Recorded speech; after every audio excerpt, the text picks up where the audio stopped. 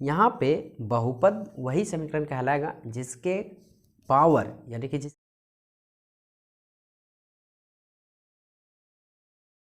हम देखेंगे तो एक्स स्क्वायर का जो गुणांक है वो यहाँ पे कुछ नहीं है, इसके आगे माइनस है, यहाँ पे कुछ नहीं मतलब क्या है 1 यहाँ पे।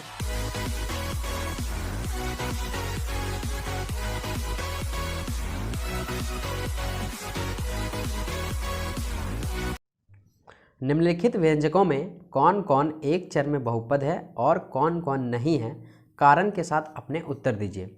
यहाँ पे हमें सिंपली कुछ भी नहीं करना है, ये क्वेश्चन जो है सो बेहद ही आसान है, सिर्फ देख के ही हमें आंसर देना है। हाँ, यहाँ पे बहुपद वही समीकरण कहलाएगा जिसके पावर यानी कि जिसकी घात में कुछ ना कुछ संख्या हो।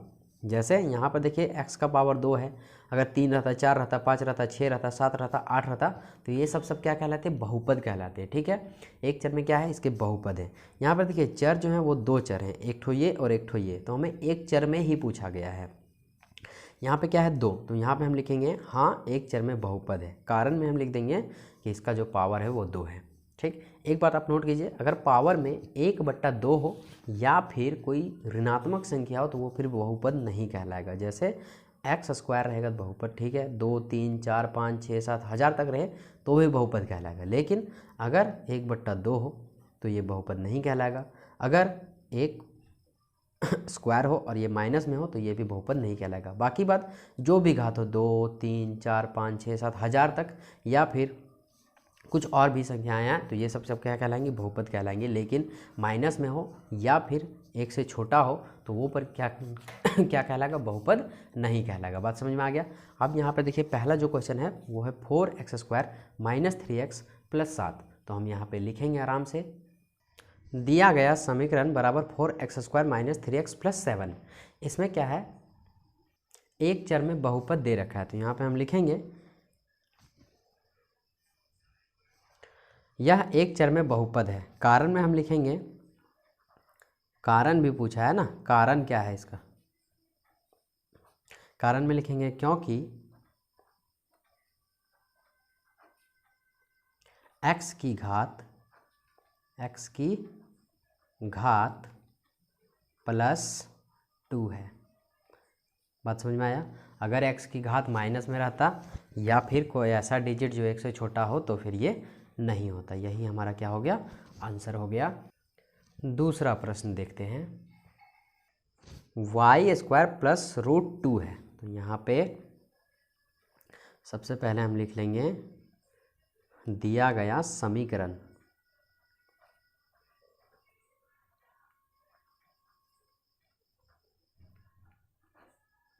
क्या है, y²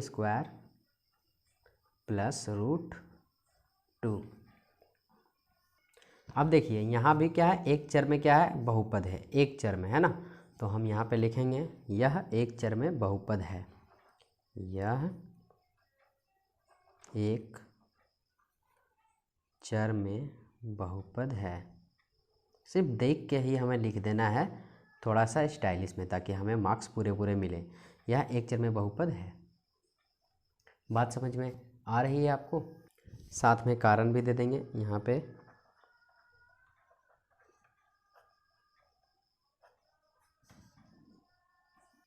क्योंकि y की घात +2 है इसलिए यह भी एक चर में बहुपद है।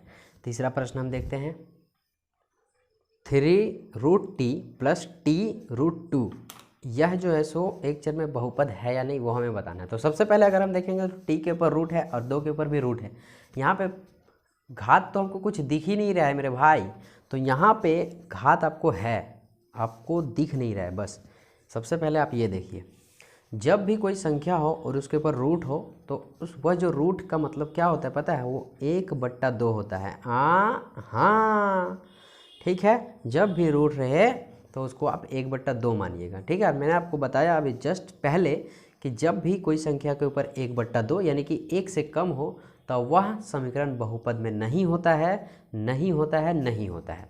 ठीक, तो यहाँ पर हम लिखेंगे हल के रूप में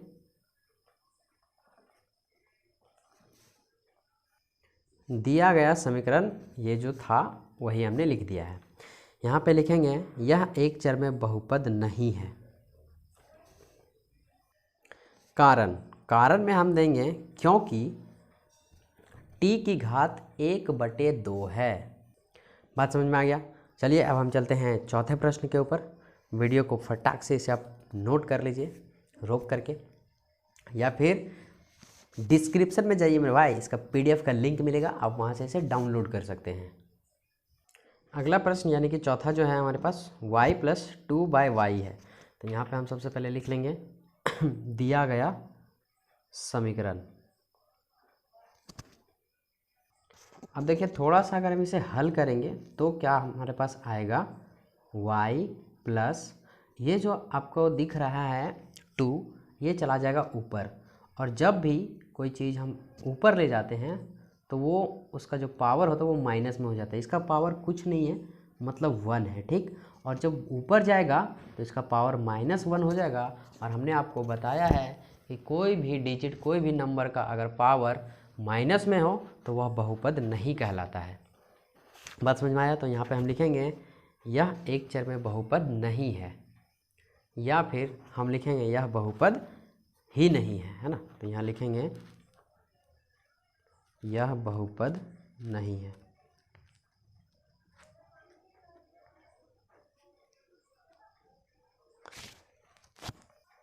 कारण में हम लिखेंगे क्योंकि y की घात -1 है। बात समझ में आ गया। तो ये भी हमारा हो गया क्या, आंसर। अब हम चलते हैं पांचवें प्रश्न पे। देखिए इसमें ना सभी में पावर है, x का पावर 10 मतलब x का घात 10, y का घात 3 और t का जो घात है वो कितना है, 50 है हमारे पास। तो यहाँ पे हम लिखेंगे यह एक चर में बहुपद नहीं है, तीनों चरों में है, ठीक है। यहाँ लिखेंगे यह एक चर में बहुपद नहीं है, ठीक है। किंतु 3 चरों में एक बहुपद है, 3 चरों में एक बहुपद है, एक बहुपद। बात क्लियर हो गया। चलिए तो इसे नोट कर लीजिए। यहाँ पे थोड़ा सा और समझ लीजिए, बहुपद है लेकिन एक चर में नहीं, सभी चरों में, इसलिए हमने यहाँ लिख दिया यह चर में, एक चर में क्या है, यह एक चर में, एक चर में बहुपद नहीं है लेकिन 3 चरों में एक बहुपद जरूर है। चलिए हम चलते हैं अगले प्रश्न पे, जो कि प्रश्न संख्या 2 है। सेकंड प्रश्न में हमें टोटल 4 प्रश्न दे रखे हैं और चारों के चारों हलवा क्वेश्चन है, 4 मिनट में बनने वाले हैं, कम ही समय में बन जाएगा। निम्नलिखित में से प्रत्येक में x² का गुणांक लिखिए। इसमें भी हमें सिर्फ देख के लिखना है, ठीक है। तो यहाँ पे देखिए पहला क्वेश्चन है 2 + x² + x, ठीक। तो यहाँ सिर्फ हमें देख के जवाब देना है, x² का गुणांक लिखना है। तो x² कहाँ पे है, यहाँ पे है। अब इसका गुणांक मतलब इसके गुना में जो भी होगा ना उसे लिखना है। तो देखिए इसके गुना में कुछ नहीं, मतलब क्या है, 1 छिपा हुआ है। तो यहाँ पे हम लिखेंगे x² का गुणांक बराबर +1 हो जाएगा। कुछ ना है मतलब क्या है, +1 है। सेकंड प्रश्न पे चलते हैं। सेकंड प्रश्न है हमारे पास 2 - x² + x³ तो देखिए इसमें अगर हम देखेंगे तो x² का जो गुणांक है वो यहाँ पे कुछ नहीं है, इसके आगे माइनस है, यहाँ पे कुछ नहीं मतलब क्या है, 1 यहाँ पे भी छिपा हुआ है। तो हम यहाँ पे लिखेंगे x² का गुणांक। सिंपल है, आसान है, एकदम बेहद ही आसान है। x² का गुणांक बराबर क्या हो जाएगा, -1। जहाँ पे कुछ नहीं होता ना वहाँ 1 होता है मेरे भाई। हाँ समझते नहीं हो आप। तीसरा प्रश्न में हमारे पास π/2 x² + x। तो यहाँ पे क्या हो जाएगा, x² का गुणांक कुछ नहीं, जो इसके बगल में वही x² का गुणांक हो जाता है, x² का गुणांक बराबर में क्या हो जाएगा, वही जो x² के बगल में है, π और बट्टे में 2। ये भी हमारा आंसर। अब हम चलते हैं चौथे नंबर पे। चौथा नंबर में देखिए यहाँ पे है √2x - 1। तो यहाँ पे x² का जो गुणांक होगा, x² का गुणांक। अब इसमें तो सबसे पहले x² है ही नहीं, तो गुणांक कहाँ से होगा, बांस रहेगा तब ना बांसुरी बजेगा। ऐसे कंडीशन में जब आपको पूछा गया और वही ना हो, जैसे एक्स स्क्वायर का गुना पूछा गया और एक्स स्क्वायर ही ना हो, तो ऐसे कंडीशन में वहाँ पे जो गुणांक होती है वो 0 होती है। हाँ, चलिए वीडियो को पॉज कीजिए, उतार लीजिए। डिस्क्रिप्शन में इसका PDF है, वहाँ से डाउनलोड कर लीजिए। उतारने की ज़रूरत नहीं है, फ़ोन में आपको हमेशा हमेशा के लिए सेव हो जाएगा। मिलते हैं अगले वीडियो में, तब तक के लिए जय हिंद, जय भारत।